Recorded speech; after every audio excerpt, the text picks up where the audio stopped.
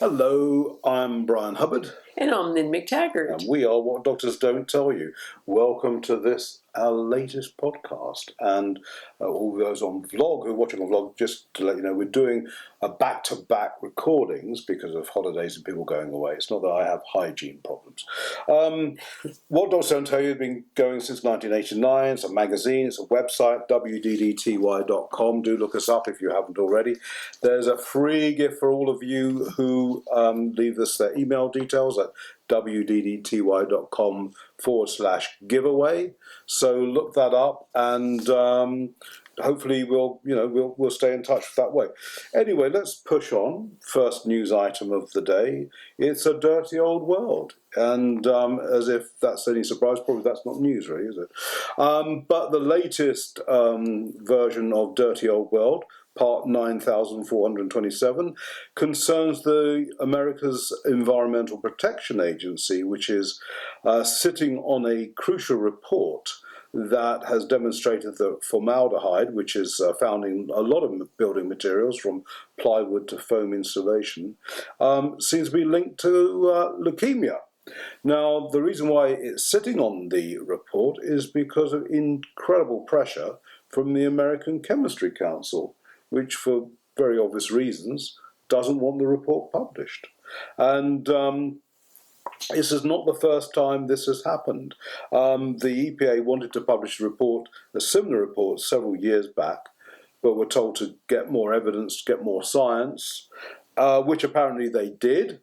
But still, they are, bowing to the pressures of this giant lobby group, which is preventing this from being published. And it seems the EPA does have form, because previously another study that they did into the health of public water supplies, which have been contaminated with chemicals, was also similarly suppressed. So I don't know. What do you reckon, Lynne? Well, this isn't surprising to me. I think that many of the American agencies these days aren't really protecting the public. And also, we have an Environmental Protection Agency, secretary who in government who isn't convinced about a lot of areas of environmental danger. So it's actually coming from the top now.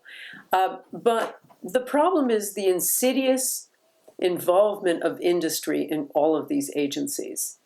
It's hard to trust these kinds of reports that come out saying there's no risk anymore, from the Centers for Disease Control, from the Food and Drug Administration, from the Environmental Protection Agency, because they are in bed with industry. They are oftentimes peopled with, the people on their staff are ex-industry people. So there's all kinds of connections, and in many cases, they are paid for by industry.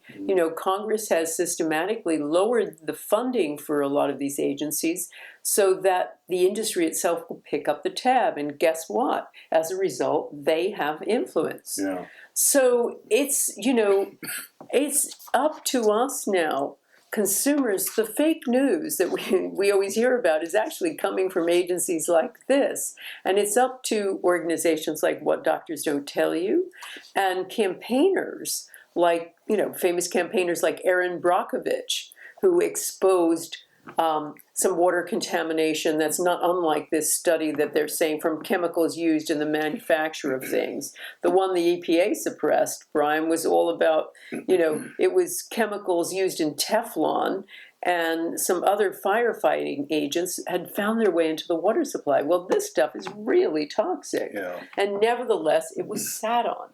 So it's really important that you get your information from somewhere other than a government agency these days. Well, I think it's also down to the lobby system, which started to distort the whole democratic process back in the 70s. I mean, I think it started really under Reagan, where the lobby groups had more power, certainly than the voters, and also more power than Congress and, in this country, in the UK Parliament. And decisions are distorted and changed according to the highest bidder. And when it comes to our health and well-being, I think personally that's a lobby too far. Oh, absolutely. I mean, it's a very dirty system now. And it is, we've seen it in so many different industries, that the person with the deepest pockets is the one that gets the laws passed.